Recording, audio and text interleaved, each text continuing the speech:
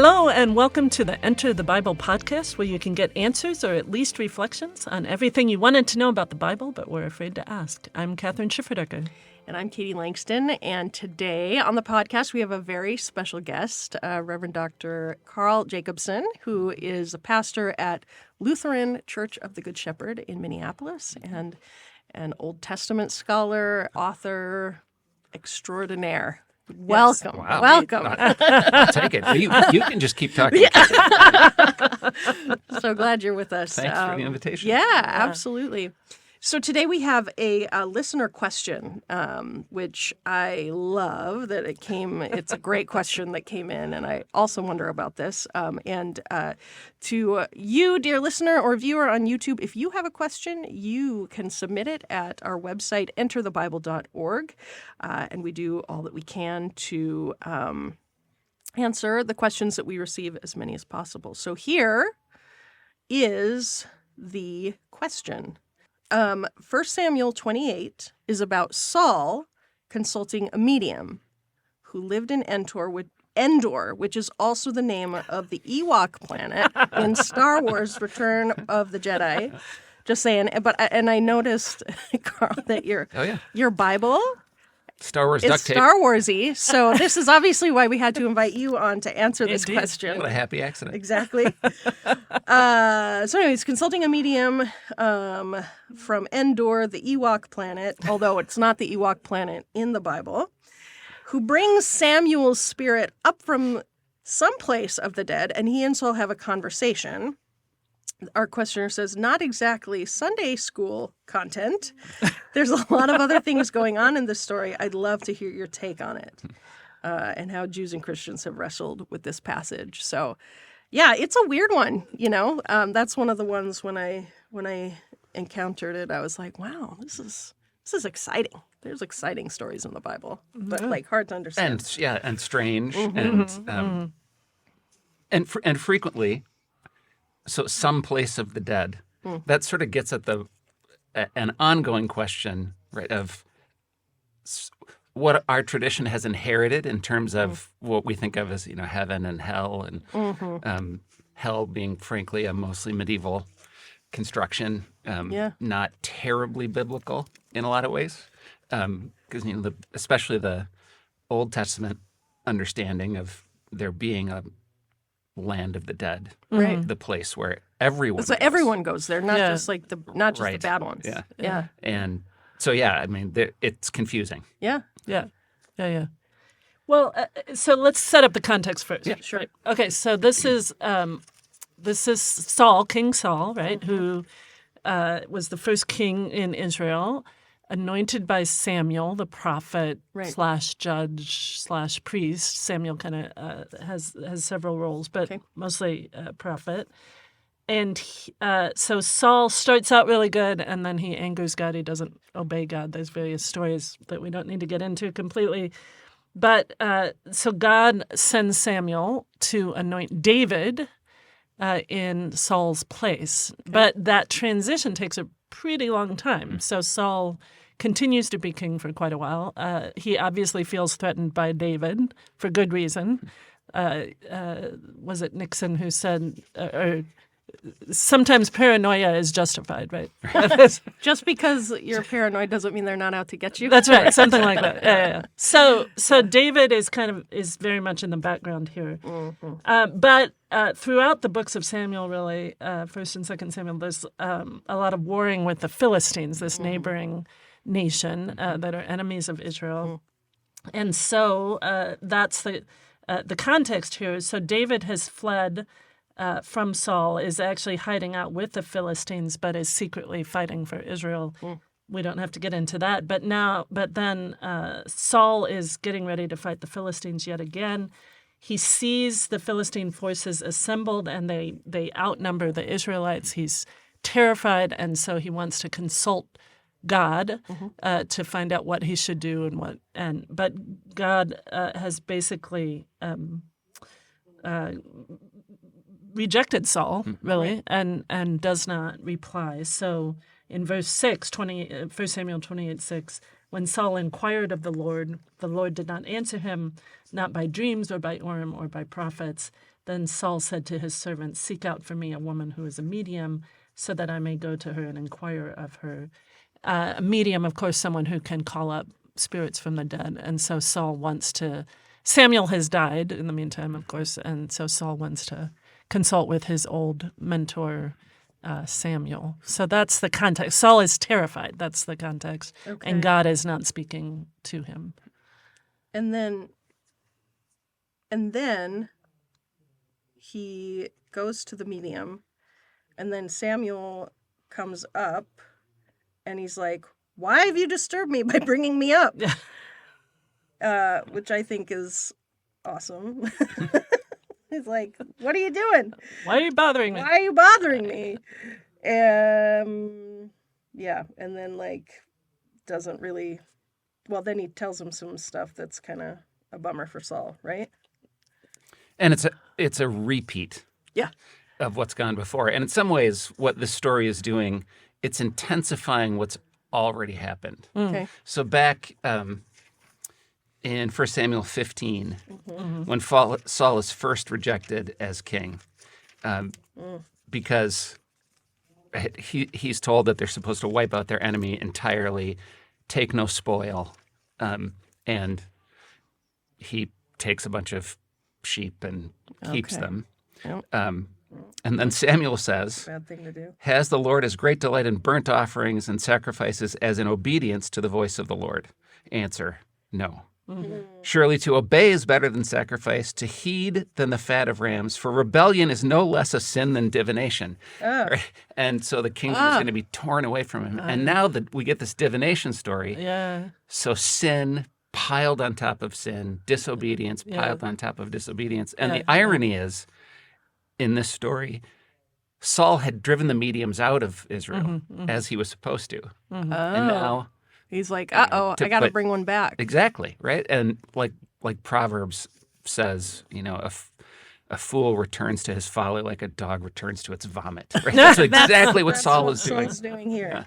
Yeah. So, And even she, I mean, again, there's some irony in the story because the medium says to him, "Well, surely you know what Saul did." Speaking to Saul. because he's in disguise. He's in He's in disguise. disguise. He doesn't want anyone to know that he's going to consult the medium. Yeah. So And then, he's cut off the mediums and the wizards from the land. Why are you laying a snare for my life to bring about my death? but then Saul And then he's like, reassures her. "Yeah, yeah. No one's going to hurt you," he says to her. But then it's interesting that when Samuel's spirit comes up, Yeah. the woman said to Saul, "Why have you deceived me? You are Saul." So she has that insight from Samuel that Exactly. Right. that it's Saul. And then, of course, Samuel's message is really harsh, right? Pronounces judgment. This is verse 18. "Because you did not obey the voice of the Lord and did not carry out his fierce wrath against Amalek. Therefore, the Lord has done this thing to you today. Moreover," here's the crux of the matter, "the Lord will give Israel along with you into the hands of the Philistines, and tomorrow you and your son shall be with me. The Lord will also give the army of Israel into the hands of the Philistines." So Yeah. be with me, in other words, in the underworld. Right. Yeah. So Samuel prophesies Saul's death. Right. Yeah. Yeah. Which you happens shall be with me. relatively quickly then in the Right, story. in the Couple next- yeah. 2 chapters. Yeah. Yeah. So, can I ask a couple questions about this? Because Sure. it is a weird story. So, number one, why is divination such a bad thing? Like, I know people who think. Do tarot cards. Or, Yeah, they do tarot cards, but I know people who think they have a special connection to the dead, and it makes me feel a little kind of sketched out by it. But I mean, if there are people who have such abilities, why is that bad? I would say based on this story, it seems to me that sort of power or going to that place to get answers when God has already not answered. It's you're trying to do an end around An end run around. to something you're not supposed to have. Yeah. So I guess I wouldn't necessarily know how to speak to divination or magic, right? Right. In general, but It what's seems happening in this pretty- story it is seems pretty frowned upon. Yeah. Well, it's- Throughout all it- of Scripture. It's outlawed in Leviticus and Yeah. Deuteronomy, and yeah. yeah. And then there's the story of the little girl in Acts who has that power, but God uses it for God's purposes with Paul and the. Yeah. It's dangerous. That's the problem, and it's also it's a snare in terms of. Right. So Saul says to this woman, she puts him on the spot. Right. Don't you know what Saul did? Right. And behind that is the command that God gave that this should happen. Yeah. And then Saul swears by the Lord's name, right? So uses the Lord's name in vain. Yeah. Yeah. It's maybe the most explicit example of the first commandment being Like transgressed. shattered. Yeah. That's the danger.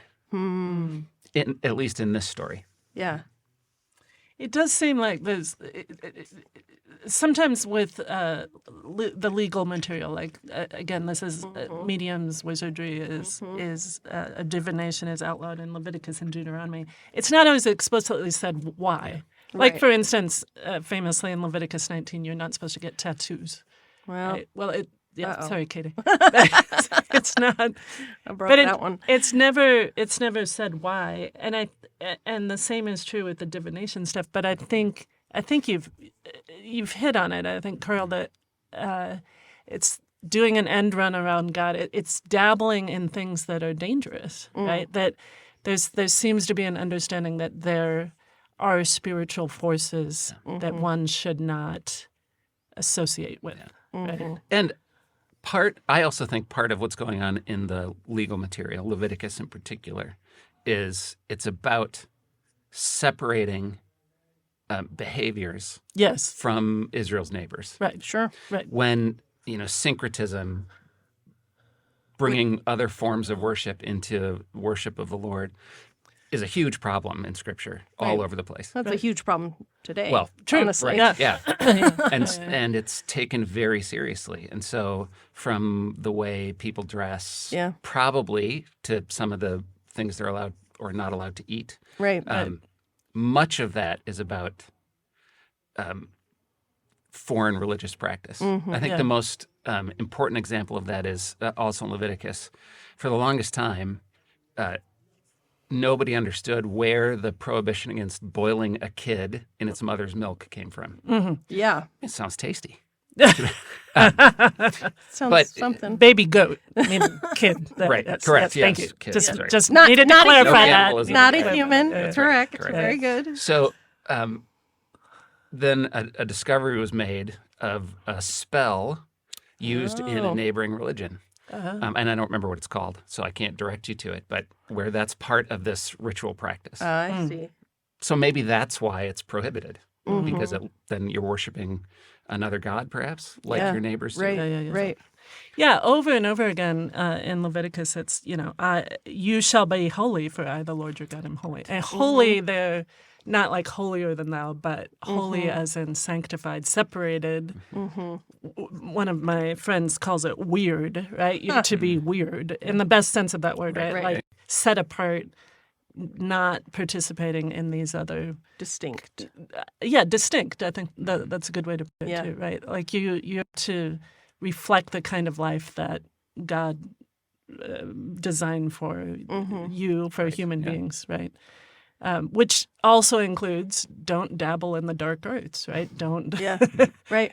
don't try to control a power that you cannot control, because it will get the better of you. Yeah. I think about an article I read, this is several years ago now, about the rise in exorcisms Yeah. in yes. today's world. Yes. And I that there are actually Catholic priests trained as exorcists, and that they've gotten kind of inundated with more and more calls for exorcism. And it's not the stuff of horror. It's real problems, real Right. and a real issue. And the thing I remember about that article most is that these priests were asked, well, why do you think this is happening? And they said, well, one reason is that people are fascinated with the occult. Yeah. Right? It's such a thing right now. Yeah. Like, it's all over. Yeah. There's celebrity psychics. I was just listening to a podcast that had a celebrity psychic on, and I was like, oh, this sounds sketchy. Or, tarot cards are super all the rage right now, and witchcraft. I know people who think of themselves as witches. And I know it sounds, I hear myself say that, and it sounds like so bizarre, but it really is a thing that's coming back in sort of a postmodern world where people are like kind of letting go of traditional orthodoxies and sort of trying to find things that resonate with them. And I think they sometimes are playing around with things that aren't awesome. Like, I have a friend who had some issues with feeling in spiritual warfare as a result of some like divination she had sought out. So yeah, it's maybe it's a thing. This story is maybe more relevant than we think, but yeah, I mean, for today's world. But yeah. it is this. Yeah, it's a kind of warning against being like other people surrounding them, and a warning against playing with forces that. And there's a reason. Right. There's a reason for it. Right? Yeah. It can be dangerous. Right. So my other question then. Sorry, I'm just No, it's good. asking all the questions. But my other question is, so where is Saul then? Like, what? And like, an old man is coming up. He's wrapped in a robe. Like, where's Samuel? You mean? Or... Yep, I meant to say Samuel. I said Saul, but I meant to say Samuel. Like, where is he then? Like, he's in Sheol, apparently. in the realm of the right. dead, and that would have been understood to be Sheol, which is the realm of the dead. Yeah. Do you want to talk a bit about Sheol? Well, yeah. Again, it's not hell, Right. the way we might think of it, because of our tradition. Dante or whatever. Right. Yeah. It's the land of the dead, and it's where everyone goes. Okay. And it's probably, correct me, Catherine, if I'm wrong, but that's a pretty common ancient Near Eastern construct, that there is a place where the dead go. Huh.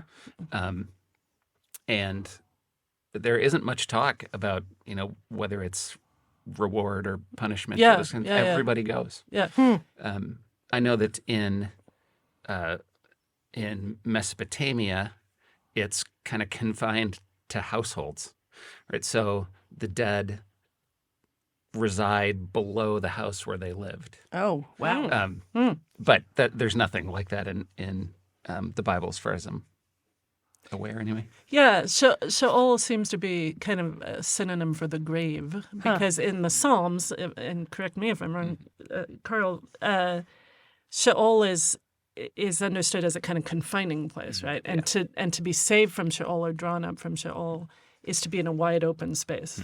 Right, so it's very similar to the grave. I mean, that's the kind of features that Sheol has. It's not punishment, you're right, but it's kind of a just sort of a bummer of a place. Yeah, I mean, you get out? It's not someplace you want to be. Do you get out of Sheol, and are you like conscious there? Sorry. Well, I mean, yeah, certainly as we move through the Old Testament, through the Hebrew Bible, right? By Daniel, one of the later books in the Old Testament, you have a full-fledged belief in the resurrection of the dead, right? Yeah. The dead shall be raised from Sheol. From the grave, from right. Sheol, and will live again. So, if you're interested, listeners, if you're interested in this topic from a Jewish perspective, my own teacher John Levinson wrote a lovely book on resurrection. It's called "Resurrection and the Restoration of Israel: The Ultimate Victory of the God of Life." Wow. Which I love. And that title, and the book is wonderful. And there he says, and I think this is exactly right, that in the Old Testament we don't have, until later books like Daniel, a full-fledged belief in resurrection. It's more this kind of shadowy afterworld. It's more ambiguous. It's more ambiguous. Yeah. But then by the time of Daniel, and certainly by the time of the New Testament, Orthodox, at least the Pharisees, who usually get a bad rap, right? Mm-hmm. The Pharisees believed in the resurrection of the body, the resurrection of the dead, which is where Jesus agrees with them, right? And when Jesus is kind of mediating that controversy between the Pharisees and the Sadducees, who don't believe in it. Who don't believe in it. Sadducees don't believe in it. Right. Jesus says God is God of Abraham, Isaac, and Jacob, and God is God of the living, not the dead. Yeah. He says to the Sadducees, "You are completely wrong." Huh. Right? So it's a kind of development of thought, whereas here, and I think in other books of the Old Testament, you have this kind of underworld, Sheol. Eventually, the fuller realization comes about that no, that God is a God of life, and that life wins. God wins. Belief in the resurrection. That's just to dovetail a little bit. It's really important that your observation that there, in the Hebrew Bible, in the Old Testament, there is a development, and many developments of thought. Just circling back to the way we tend to think about God's word, what the Bible is. Right. It all has to agree with every other part of it, right? Right, Because right. it's got to be consistent.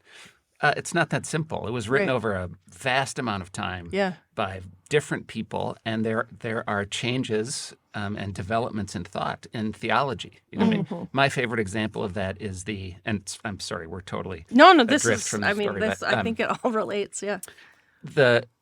When people say there's just a couple of monotheistic religions, and the Old Testament is an example of it.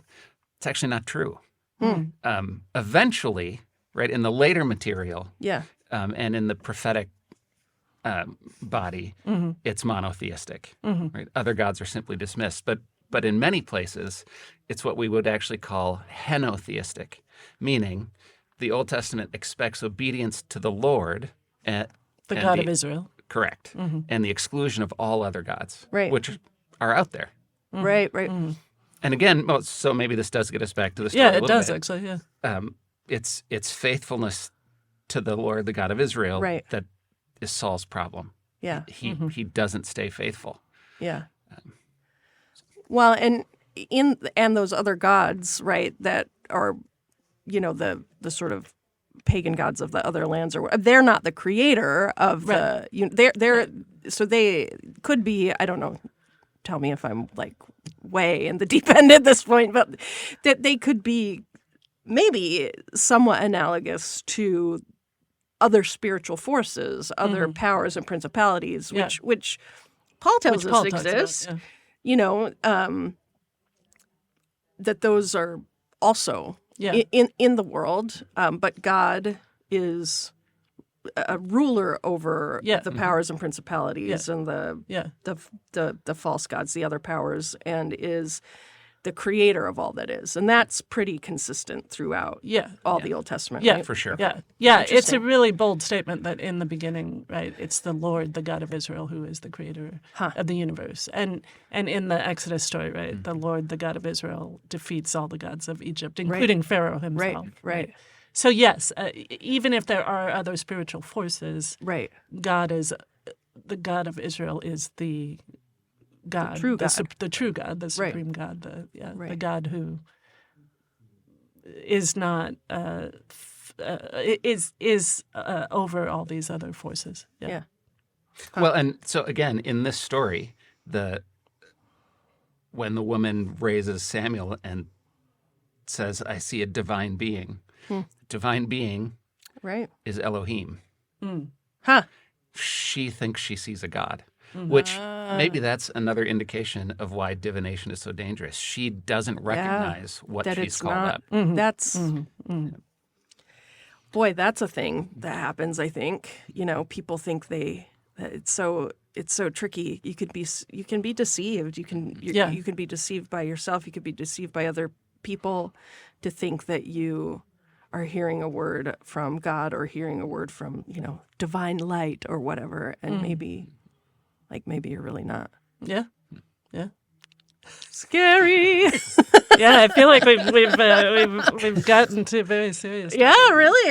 I think we have to affirm again, right, what we already said, that we worship the God of Israel, the God revealed in Jesus Christ, is the creator of the world and the one true God. Yeah. And the Old Testament and New Testament are consistent. That's right. About that proclamation. So we don't have to fear these other spiritual forces. Right.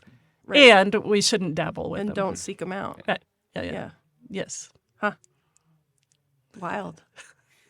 I feel like my Western skepticism is like blaring in the back of my mind, but at the same time, I've sort of, do think that there's something to this. You know what I mean? Yeah. For sure. Well, thank you, Karl, Yeah, for enlightening us about this very strange story. Pleasure to be with you. And it's fun to read, some of the stuff that we tend to neglect. Yeah, Right. for sure. Like, This does not come up in the lectionary. For sure. I'm going to do a sermon series on it. Just kidding. I don't think I will. But thank you so much, Karl. Appreciate it. And what an interesting conversation. And thank you, our listeners and viewers, for being with us on this episode of the Enter the Bible podcast. You can get more resources, reflections, courses, commentaries, all kinds of stuff at our website, enterthebible.org. And wherever you are viewing or listening to this, be sure to subscribe, mash the subscribe button. I heard that's what the kids say these days. Mash the subscribe button, share it with a friend, and give us a rating on Apple iTunes if you could. It really helps people find us. Thanks. We'll see you next time.